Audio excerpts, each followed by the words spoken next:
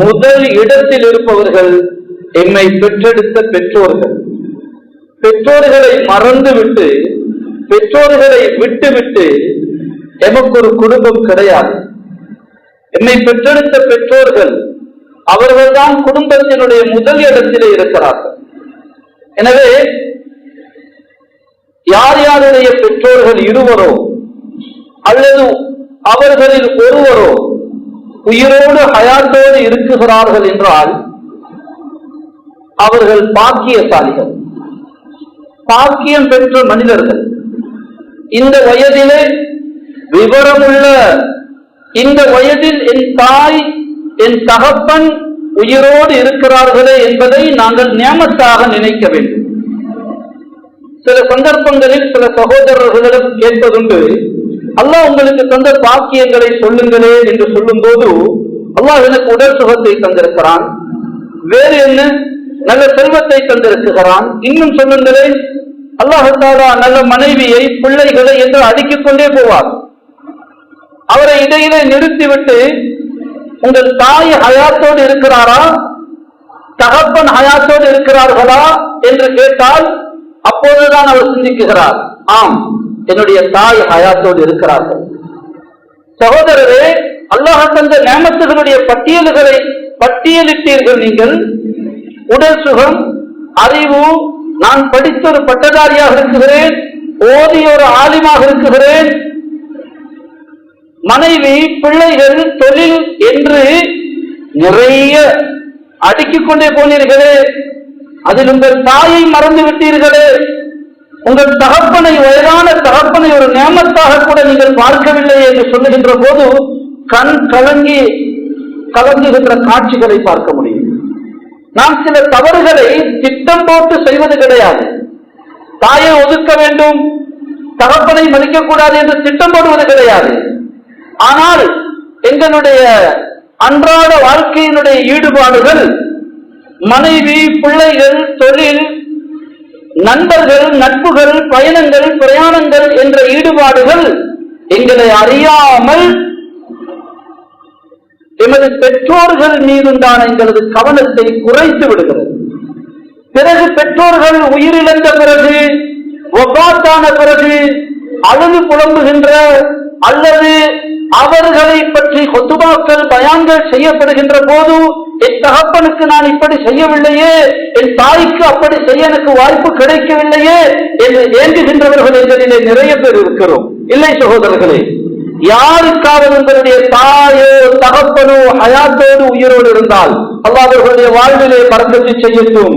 அவர்களை உங்களுடைய முதல் செல்வமாக, என்னுடைய ஆகப்பெரிய செல்வம், சொத்து, நண்பர்களிடம் சொல்லுங்கள், எனக்கு எல்லாம் ஒரு பெரிய செல்வத்தை தந்திருக்கிறான். என்னப்பா உன்னுடைய செல்வம் என்ன? அவன் நினைப்பான் கார் என்று, அவன் நினைப்பான் தொழில் என்று, காணி, பூமி, வீடு, வாசல் என்று நினைப்பான். என்ன சொல்லு பார்க்கலாம் என்று கேளுங்கள். எனக்கு அல்லாஹ் தஆலா விலை மதிக்க முடியாத ஒரு செல்வத்தை தந்திருக்கிறான், சொல்லு என்று நண்பனிடம் சொல்லுங்கள்.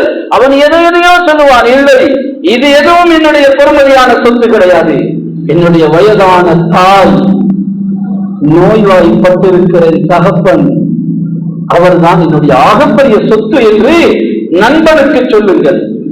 அன்பான அல்லாஹ்வின் நல்லடியார்களே, தகப்பனுடைய கையை எடுத்து அன்போடு மோந்து கொடுங்கள். தாயுடைய நெற்றியில், கன்னத்தில் முத்தம் கொடுங்கள். அந்த முத்தத்தை கல்வால் கொடுங்கள்.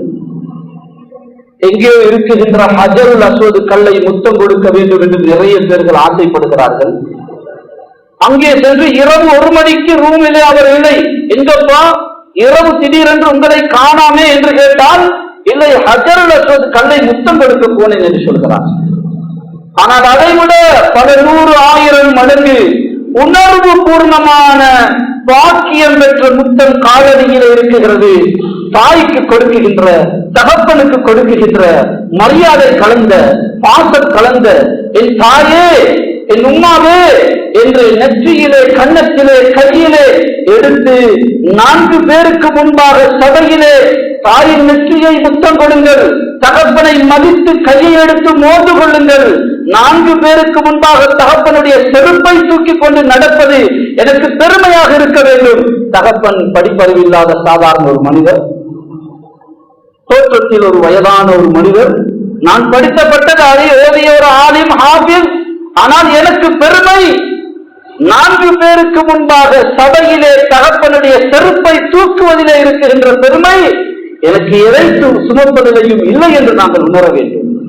அன்பான அல்லாஹ்வின் நல்லடியார்களே, தாய் தகப்பனோடு பேசும்போது யாருடைய போனையும் ஆன்சர் பண்ணாதீர்கள்.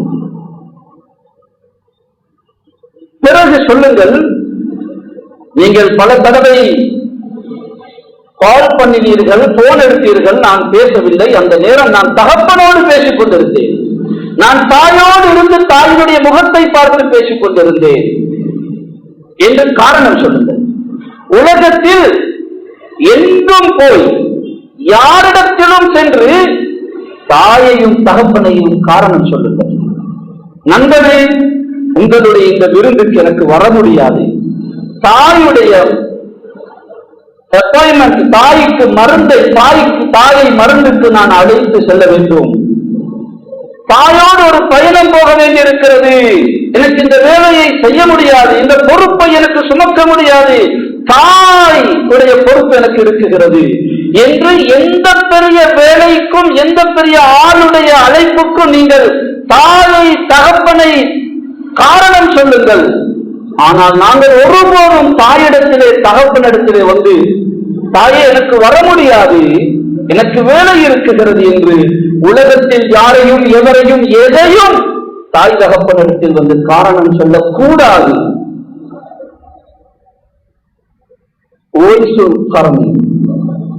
தாபிஊன்களில் மிக உயர்ந்த சிறந்த மனிதர் என்ற பட்டத்தை ஸல்லல்லாஹு அலைஹி வஸல்லம் அவர்களுக்கு நபி அலைஹிஸ்ஸலாம் அவர்கள் கொடுத்தார்கள். நபி அலைஹிஸ்ஸலாம் அவர்களுக்கு ഖൈറു தாபிஈன் என்ற பட்டத்தை வழங்கியது முஸ்லிமிலே பதிவாகி இருக்கிறது. யமனிலிருந்து எல்லோரும் மதீனாவை நோக்கி பயணிக்கிறார்கள். ஹபீப் முஸ்தபா ஸல்லல்லாஹு அலைஹி வஸல்லம் அவர்களை சந்திக்க, அவர்களை பார்க்க, அவர்களை பார்த்து விட்டால் ஈமானுடைய நிலையில் சஹாபியாக மாறிவிடுவார்.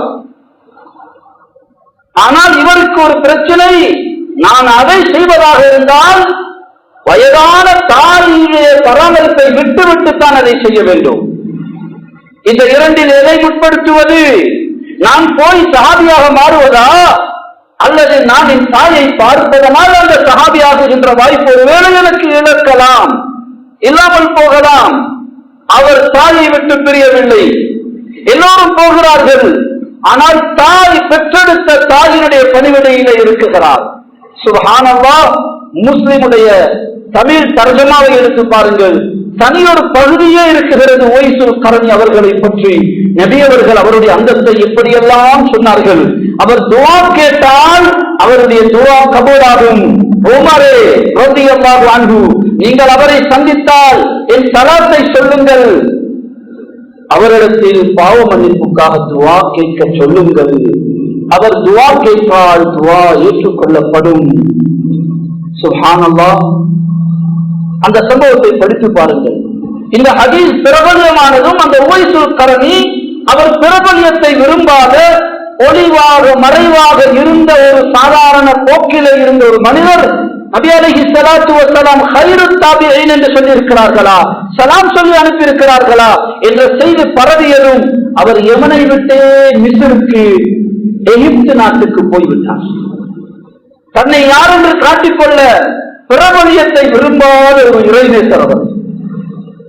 எனவே உலமாக்கள் எழுதுகிறார்கள், யார் தாய் தகப்பனுடைய பணிவிடையில் இருக்கிறார்களோ அவர்கள் கூடிய துவாக்களை அல்லாஹ் ஏற்றுக்கொள்வார், அவர்களுடைய ஆசைகளை அல்லாஹ் பூர்த்தி செய்வார். தாய் தகப்பனை எதற்காக பார்க்க வேண்டும்? தாய் என்பதற்காக, தகப்பன் என்பதற்காக பார்ப்பதென்றால் அது இஸ்லாம் ஈமான் இல்லாத மனித பிறவியாக இருக்குகின்ற எல்லோருக்கும் தாயினுடைய பாசம், தகப்பனுடைய மரியாதை இருக்கிறது. ஆனால் உலகத்தை அகிலத்தை படைத்து ஆளுகின்ற அல்லாஹ் அவனுடைய அன்பை பெற, அவனுடைய நெருக்கத்தை பெற ஆக உயர்ந்த வழி பெற்றோருடைய பணிவிடை, பெற்றோருடைய உள்ளங்களை மகிழ வைப்பது, பெற்றோர்களுடைய உள்ளங்களை குளிர வைப்பது நான் அல்லாஹ்வின் பொருத்தத்துக்காக பார்க்கிறேன் என்று பார்க்க வேண்டும். இல்லையானால் நன்றாக தாயை கவனித்தார், தகப்பனுக்கு நல்ல செலவழித்தார் என்று 4 பேர் சொல்ல வேண்டும் என்பதற்காக, முகஸ்துதிக்காக தாய் தகப்பனை பார்ப்பதிலே அந்த அந்தஸ்து கிடைக்காது. ஈமான் இல்லாத சகோதரர்களும் இன்று நன்றாக தன் தாய் தகப்பனை வைத்துக் கொண்டு இன்று எத்தனையோ சகோதரர்கள் இருக்கிறார்கள். எனவே ஈமானுடைய உணர்விலே நாங்கள் தாய் தகப்பனை பார்க்கும் போது எனக்கு அல்லாஹ்வின் பொருத்தம் வேண்டும், அவ்வளவுதான். அல்லாஹ்வினுடைய நெருக்கம் வேண்டும், அல்லாஹ் தஆலாவுடைய சந்தோஷம் வேண்டும். ஹஜ் உம்ரா செய்து அடைய முடியாத ஒரு நெருக்கத்தை எனக்கு தாய் தகப்பனுடைய பராமரிப்பு, பணிவிடை, அவர்களுடைய உள்ளங்களை குளிர வைத்து அல்லாஹ்வுடைய நெருக்கத்தை பெற முடியும் என்ற வழியும் ஒரு வழியும். எனவே கண்ணியமான சகோதரர்களே, தாய் தகப்பனிடம் செல்கின்ற போது சில வேளை நாம் சம்பாதிக்கிறோம், அவர்களை பராமரிக்கிறோம், எமது கையினால் பணத்தை எடுத்து அவர்களுக்கு கொடுக்குகிறோம், அவர்களுடைய செலவுகளை நாங்கள் பொறுப்படுத்திருக்கிறோம். கொடுக்குகின்ற போது எங்களை அறியாமல் ஒரு வகையான கர்வம், மமதை, நான் தான் தாய் தகப்பனை பார்க்குகிறேன் என்ற அந்த உணர்வு வந்து தாய் தகப்பனை அடக்குகின்ற வார்த்தைகளை நாங்கள் பேச ஆரம்பித்து விடுவோம். உங்களுக்கு ஒன்றும் விளங்கவில்லை, நான் சொல்றதை கேட்காவிட்டால் இதுக்கு பிறகு பணம் தர மாட்டேன், செலவழிக்க மாட்டேன், நான் வர மாட்டேன் என்றெல்லாம் தாய் தகப்பனை அடக்குமுறைகளை கையாளுகின்ற வார்த்தைகள், அந்த அணுகுமுறைகள் எங்களை அறியாமல் வந்து விடுகிறது. இல்லை சகோதரர்களே, தாய் தகப்பனிடம் செல்லுகின்ற போது செருப்பை கலட்டி வெளியே வைப்பது போன்று எங்களுடைய ஷூவை கலட்டி வெளியே வைப்பதுடன் என்னுடைய அந்தஸ்து, மரியாதை, படிப்பு, பணம் எல்லாவற்றையும் கலட்டி செருப்புடன் வெளியே வைத்துவிட்டு வீட்டுக்குள்ளே பாசமுள்ள பணிவான மகனாகத்தான் செல்ல வேண்டும். உம்மா, தாயே, கால் மாட்டிலே போய் உட்கார்ந்து கொள்ள வேண்டும். எனக்கு ஊட்டி விடுங்கள் உம்மா, உங்களுடைய அன்பான கரத்தினால் நீங்கள் ஊட்டி விடுங்கள் என்று பாசத்தை நாங்கள் வார்த்தைகளினால் வெளிப்படுத்த வேண்டும். தாயே, நான் ஏதாவது கடினமாக பேசியிருந்தால் நீ மன்னித்துக் கொள்ளுங்கள், நான் ஏதாவது உங்களுடைய மனதை யோகரித்திருந்தால் அல்லாஹ்வுக்காக நீ பொறுத்துக் கொள்ளுங்கள் என்ற வார்த்தைகளை சொல்லி அவர்களுடைய உள்ளங்களை குளிர வைக்க வேண்டும். அன்று இரவு முழுக்க தாய்க்கு தூக்கம் இருக்காது, மகிழ்ச்சி. என் மகன் இடத்திலே மன்னிப்பு கேட்டான், என் மகன் இடத்திலே மன்னிப்பு கேட்கிறான் என்ற அந்த மகிழ்ச்சி. அன்பான சகோதரர்களே, குடும்பம் என்பதனுடைய 2வது கட்டம் பெற்றோருக்கு அடுத்து என்னோடு ஒன்றாக பிறந்து பாசத்தோடு ஓடியாடி விளையாடி திரிந்து வளர்ந்த உறவு, சகோதர சகோதரிகள். இதுதான் எனது குடும்பத்தின் 2வது கட்டத்தில் உள்ளவர்கள். சில வேளை நாங்கள் இந்த உறவுகளை மறந்து விடுகிறோம். தனக்கென்று ஒன்று வருகின்ற போது இந்த உறவுகளை மெதுவாக ஊரம் தள்ளிவிடுகிறோம். அன்பான சகோதரர்களே, இந்த பாச உறவுகளுடைய இந்த உறவை நாங்கள் பாதுகாக்க வேண்டும், வளர்க்க வேண்டும்.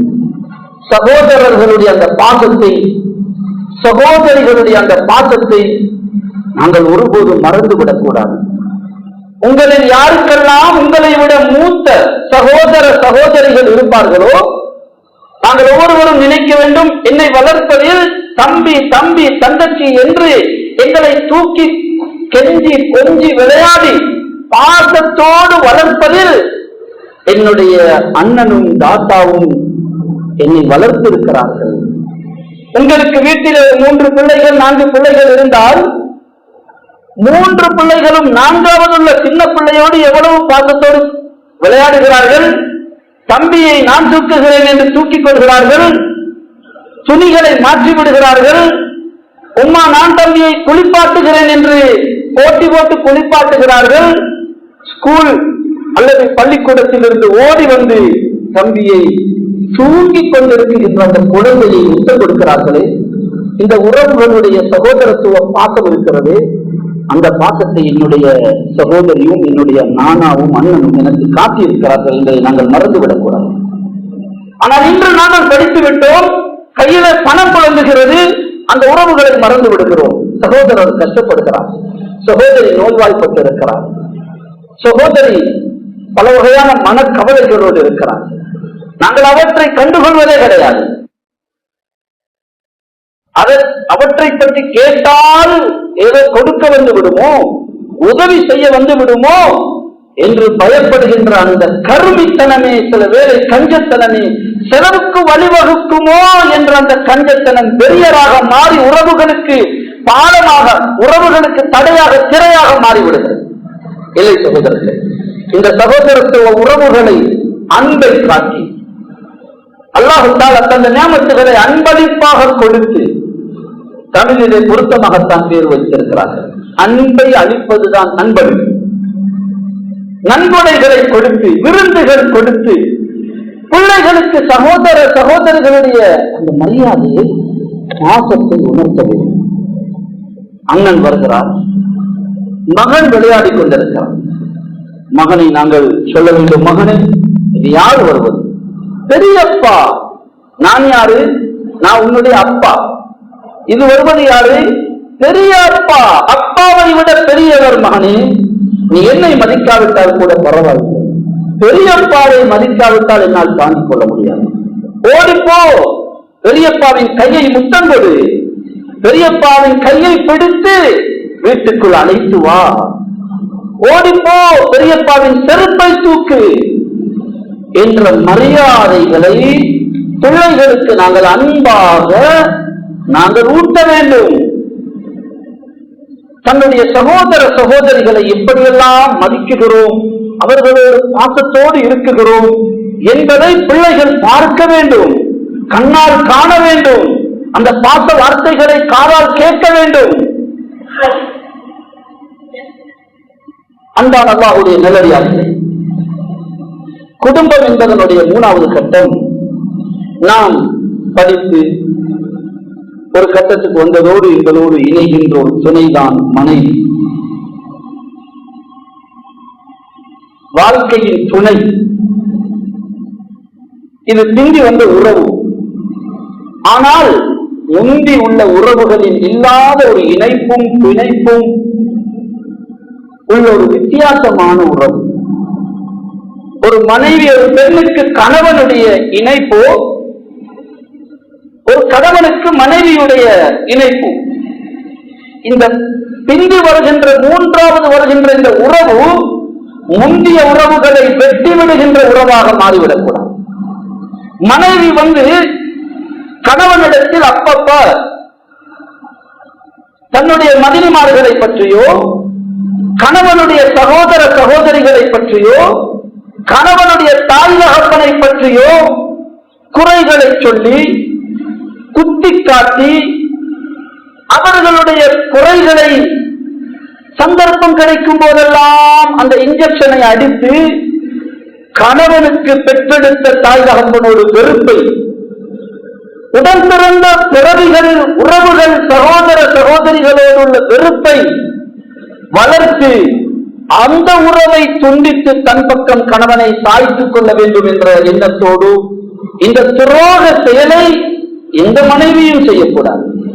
மாறாக ஒரு மனைவி, ஏன் நீங்கள் உம்மாவை பார்ப்பதில்லை, உம்மாவுடைய தாயுடைய செருப்பை பார்த்தீர்களா, எவ்வளவு நாளாயிற்று, வாங்கள் ஒரு நல்ல செருப்பை வாங்கி கொண்டு போவோம். நல்ல தாய்க்கு உங்களுடைய தகப்பனுக்கு 2 நாட்களாக சுகம் இல்லை, நீங்கள் நாளை லீவு போட்டு விடுமுறை எடுத்து நானும் வருகிறேன், தாயையும் தகப்பனையும் நாங்கள் மருந்துக்கு அழைத்து செல்வோம் என்று அந்த கணவனுக்கு தன் தாய் தகப்பனுடைய உறவை, சகோதர சகோதரிகளுடைய உறவை அந்த வளர்க்குகின்ற பாலமாகவே ஒரு மனைவி அமைய வேண்டும். இதிலே குளறுபடி வருகின்ற போதுதான் மாமி மருமகளுடைய பிரச்சனை வருகிறது. ஒரு தாய் தான் பெற்றெடுத்த பிள்ளைகளை ஒருபோதும் அவள் மறக்க முடியாது, விட்டுக் கொடுக்க முடியாது. திருமணத்துக்கு பிறகு மகன் தன்னை விட்டு தூரமாகிவிட்டான், மகன் என்னோடு பேசுகின்ற முறை மாறிவிட்டது, கடுப்போடு பேசுகிறானே, வெறுப்போடு நடக்குகிறானே என்ற ஏக்கம் வருகின்ற போது அந்த தாயினுடைய உள்ளம் சொல்லுகிறது, என் மகன் அப்படி அல்ல, என் மகனை நான் அப்படி வளர்க்கவில்லை, இதோ இவள் வந்துதான் என் மகனை கெடுத்து விட்டான் என்ற ஆத்திரம் அவருக்கு வருகிறது. அந்த ஆத்திரம் தான் மாமி மருமகளுடைய பிரச்சனையாக அங்கே வேறொரு உருவமாக உருவம் எடுக்கிறது. எனவே ஒரு மனைவி தன் கணவனோடு சந்தோஷமாக இருக்க வேண்டும் என்பதற்கான அடிப்படை வழிகளில் ஒன்று கணவனுடைய பெற்றோர்கள், கணவனுடைய சகோதர சகோதரிகளுடைய உறவுகளை வளர்ப்பதற்கான பண்புகளை கொண்ட ஒரு பெண்ணாக மனைவி இருக்க வேண்டும். இதே போன்றுதான் மறுபக்கத்திலும் சகோதரர்களே, இஸ்லாம் எப்போதும் ஒரு பக்கம் பேசுகின்ற மார்க்கம் அல்ல இஸ்லாம், ஒரு சைடு எடுக்குகின்ற மார்க்கம் அல்ல இஸ்லாம். மறுபக்கத்திலே ஒரு கணவன் தன் சகோதரர்களோடு தன் பெற்றோர்களோடு மனைவி நன்றாக நடந்து கொள்ள வேண்டும், தன் சகோதரிகளோடு நல்ல விதமாக நடந்து கொள்ள வேண்டும் எதிர்பார்க்குகின்ற கணவன் நினைக்க வேண்டும். இதே போன்றுதானே மனைவியும். அந்த மனைவிக்கு சகோதர சகோதரிகள் இருக்கிறார்களே, பாசத்தோடு வளர்ந்திருப்பார்கள், அண்ணன் தம்பி தங்கச்சி என்ற உறவுகள் இருக்குகின்றது. அந்த பெண்ணை பெற்றெடுத்த தாய் தகப்பன் இருக்கிறார்களே, என் தாய் தகப்பனோடு என் மனைவி நன்றாக நடக்க வேண்டும் என்று கருதுகின்ற ஒரு கணவன் அதை விட ஒரு படி கூடுதலாக நான் என் மனைவியின் தாய் தகப்பனை என் தாய் தகப்பனை போன்று பார்க்க வேண்டும் என்று நினைக்க வேண்டும். ஒருபோதும் மனைவியை அந்த தாய் தகப்பனை விட்டோ அந்த உறவுகளை விட்டோ துண்டிக்கின்ற துரோக செயலை எந்த கணவனும் செய்துவிடக்கூடாது. ஒருபோதும் நீங்கள் நினைக்க வேண்டாம், மனைவியை அந்த உறவுகளை விட்டு துண்டித்து பேச விடாமல், போனிலே கதைக்க விடாமல், அந்த உறவுகளை பார்க்க விடாமல், தாய் தகப்பனை விட்டு தூரமாக்கி நான் அந்த மனைவியின் உள்ளத்தை வென்று அன்பாக பண்பாக சந்தோஷமாக மகிழ்ச்சியாக வாழ முடியும் என்ற கற்பனையில் யாரும் இருக்க வேண்டாம். அன்பை கொடுத்துதான் அன்பை பெற வேண்டும், அன்பை காட்டிதான் அன்பை எடுக்க வேண்டும். எனவே அன்பான அல்லாஹ்வின் நல்லடியார்களே, இந்த உறவு இது மூன்றாவது உறவு, ஒரு கணவன் மனைவியுடைய உறவு. இந்த உறவுகள் அன்பை மையப்படுத்தியது, பாசத்தை மையப்படுத்தியது, நேசத்தை மையப்படுத்தியது, இரக்கத்தை மையப்படுத்திய உறவுகள். இரக்கத்தன்மையை நாங்கள் உள்ளத்திலே சுமந்திருக்க வேண்டும். உள்ளத்தோடு உள்ளம் சேர்ந்து வாழுகின்ற திருமணம் தான் நறுமணமான வாழ்க்கையாகும். மனம் அது திருமணம் நறுமணமாக மாற வேண்டுமானால் மனம் மனதோடு இணைய வேண்டும். மனதை மனதோடு சேர்க்க வேண்டுமானால் மனதின் உள்ளத்தின் சொந்தக்காரனாகிய அல்லாஹ்வுடைய பொருத்தம் கிடைக்குகின்ற விதத்தில் எங்களுடைய வாழ்க்கை அமைய வேண்டும். திருமண உறவின் போது எங்களுக்கு அல்லாஹ்வின் பக்கம் நாங்கள் இருவரும் இணைய வேண்டும். மனைவியிடத்திலே சொல்ல வேண்டும், நான் எவ்வளவோ குறைபாடுகள் இருக்கிறது, நீங்கள் தான் எனக்கு உதவியாக இருக்க வேண்டும். நான் சுபகுக்கு எழும்புவது கிடையாது, நீங்கள் இருக்க பிறகு என்னை சுபகுக்கு எழுப்பி அனுப்புவது உங்களுடைய பொறுப்பு. நான் பேச்சிலே நிறைய பொய் பேசுகிறேன், அல்லது நாங்கள் இருவரும் நிறைய எங்களை அறியாமல் புறம் பேசி விடுகிறோம். நாம் இருவரும் உறுதி எடுப்போம். இதற்கு பிறகு நான் புறம் பேசினால், மூன்றாவது ஆளுடைய குறையை பேசினால் நீங்கள் தான் எனக்கு தடையாக இருக்க வேண்டும். வேண்டாம், அவர்களுடைய குறையை பேச வேண்டாம் என்று என்னை நீங்கள் தடுக்கின்ற உரிமை உங்களுக்கு இருக்குகின்றது. நீங்கள் புறம் பேசினால் நான் தடுப்பேன். எங்கள் இருவரில் ஒருவருக்கு உதவியாக இருந்து நாங்கள் சொர்க்கத்திலும் கணவன் மனைவியாக வாழ நாங்கள் தீன் வழியிலே நடக்க வேண்டும் என்ற திட்டங்களை போட வேண்டும். ஒருவருக்கொருவர் உதவியாக இருக்க வேண்டும். அன்பான அல்லாஹ்வின் நல்லடியார்களே, குடும்பம் என்பதனுடைய 4வது கட்டம் இந்த கணவன் மனைவியுடைய இணைப்புக்கு பிறகு வருகின்ற பிள்ளைகள், குழந்தைகள். அல்லாஹ் தஆலா யார் யாருக்கு பிள்ளை பாக்கியம் இல்லையோ அவர்களுக்கு அல்லாஹ் பிள்ளை பாக்கியங்களை கொடுத்தள்ள வேண்டும். பிள்ளை பாக்கியம் உள்ளவர்களுடைய பிள்ளைகளை கண் குளிர்ச்சியான சாலிகான பிள்ளைகளாக ஆக்கி அருள வேண்டும். பிள்ளைகள் கிடைப்பதில் தாமதமானால் கூட அல்லாஹ்வின் ஏற்பாட்டை நாங்கள் பொருந்திக் கொள்ள வேண்டும். அர்-ரிதா பில் கதா. ஈமான் உள்ளத்துடைய இபாதத்துகளில் ஈமானுக்கு அடுத்து மிகப்பெரிய ஒரு பாரமான வெயிட் கூடிய ஒரு இபாதத்து தான் அர்-ரிதா பில் கதா. அல்லாஹ்வுடைய விதியை ஏற்பாட்டை பொருந்திக் கொள்வது. அல்லாஹ்வுடைய விதியை ஏற்பாட்டை பொருந்தி வாழுகின்ற ஒருவருக்கு வாழ்க்கையில் டென்ஷன் இல்லை, வாழ்க்கையில் பதட்டம் இல்லை, எதற்கும் அவர் குழப்பம் அடைய வேண்டிய அவசியம் இல்லை. அல்ஹம்துலில்லாஹ், அல்லாஹ் ஏதோ கயிறை வைத்திருப்பான், அல்ஹம்துலில்லாஹ் அல்லாஹ் ஏதோ நலவை வைத்திருப்பான், அல்லாஹ் தாமதப்படுத்தினாலும் அதிலே நலவை வைத்திருப்பான் என்று அவர் செய்ய வேண்டியதை செய்து கொண்டிருப்பார். அல்லாஹ் தருகின்ற நேரத்துக்கு தருவான், அல்லாஹ்வின் விருப்பப்படி தரட்டும் என்று யார் அல்லாஹ்வுடைய வீதியை ஏற்பாட்டை பொருந்திக் கொண்டு வாழுகிறார்களோ அவர்களுக்கு வாழ்க்கையில் பதட்டமே கிடையாது. அபூ தர் ரலியல்லாஹு தஆலா அவர்களுக்கு கிடைக்கின்ற பிள்ளைகள் எல்லாம் மரணமாகுவார்கள், மரணித்து விடுகிறார்கள். பல பிள்ளைகள் மரணமாக இறந்து விடுகிறார்கள். ஒருவர் யதார்த்தமாக கேட்டு விட்டார், மாலக்கையா அபாதர் லா யபகா லக வலத். அபூ தர் ரலியல்லாஹு அன்ஹு அவர்களே, என்ன நடக்குகிறது? ஏன் உங்களுடைய பிள்ளைகள் ஒன்றன் பின் ஒன்றாக இறக்குகிறார்களே என்ன? அப்படி கேட்டிருக்க கூடாது. சிலர் அப்படி பேசி விடுவார்கள். தூர நோக்கில்லாத மனித உணர்வுகளை புரியாமல் ஏதாவது வார்த்தைகளை சொல்லிவிடுவார்கள். அவர் அப்படி சொல்லிவிட்டார். என்ன நடக்குகிறது? ஏன் பிள்ளைகள் தொடர்ந்து இறக்கிறார்களே? என்ன தெரியுமா சொன்னார்கள் அபூ தர் ரலியல்லாஹு தஆலா? அல்ஹம்துலில்லாஹ், அல்ஹம்துலில்லாஹி அல்லதி يأخذهم مني من دار الفناء ويدخرهم لي في دار البقاء.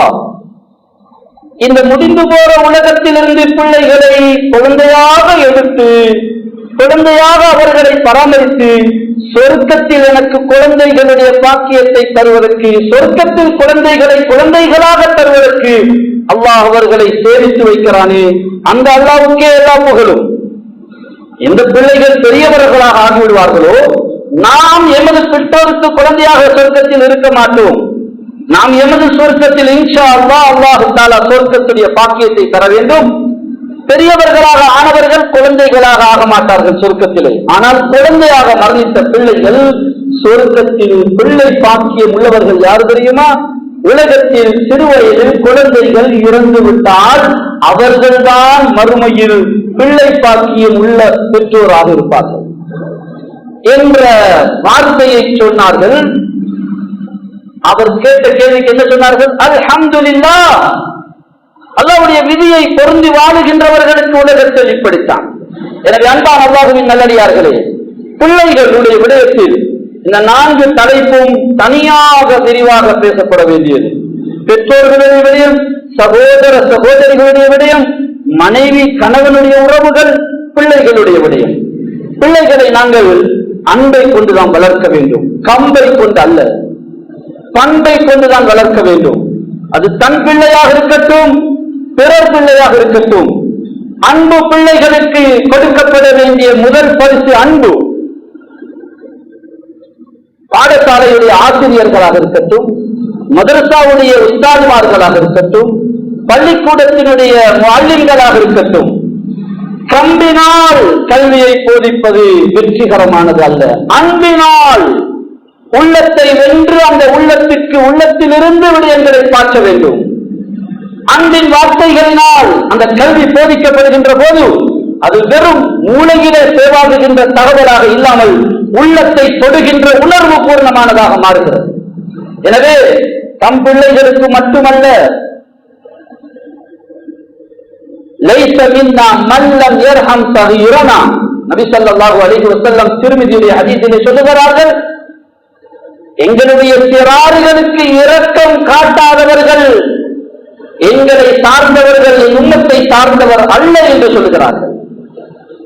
சிறார்கள் மீது அன்பு செலுத்த வேண்டும். பள்ளிக்கு சிறார்கள் வருகிறார்கள், அவர்களோடு கடினமாக நடக்கக்கூடாது.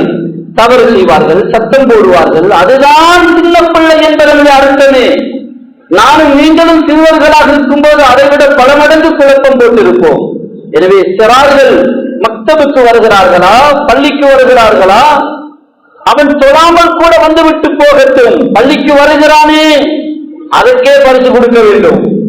அவன் ஓதாவிட்டாலும் பரவாயில்லை, ஓத வேண்டும் என்று விளையாடி தெரியாமல் இங்கே வந்து தன் நேரத்தை கழிக்கிறானே, அதற்கே பரிசு கொடுக்க வேண்டும். எனவே பிள்ளைகள் மீது அன்பு காட்டப்பட வேண்டும். பெற்றோர்கள் அன்போடு பாசத்தோடு பிள்ளைகளை வளர்க்க வேண்டும். பிள்ளைகளில் வேறுபாடு இருக்கலாம், ஆனால் பாகுபாடு நாங்கள் காட்டக்கூடாது. பிள்ளைகளில் இயற்கையாக வேறுபாடு இருக்கலாம். ஒரு பிள்ளை அழகானதாக, ஒரு பிள்ளை அழகு குறைந்ததாக, ஒரு பிள்ளை கொஞ்சம் நோய்வாய்ப்பட்டதாக, ஒரு பிள்ளை திறமை குறைந்ததாக இருக்கலாம். வேறுபாடு இருக்கலாம், ஆனால் நாங்கள் பாகுபாடு காட்டக்கூடாது. அன்பளிப்பு கொடுப்பதா எல்லா பிள்ளைகளுக்கும் சமமாக அன்பு காட்டுவதா, அன்பை வெளிப்படுத்துவது சமமாக அன்பை வெளிப்படுத்த வேண்டும்.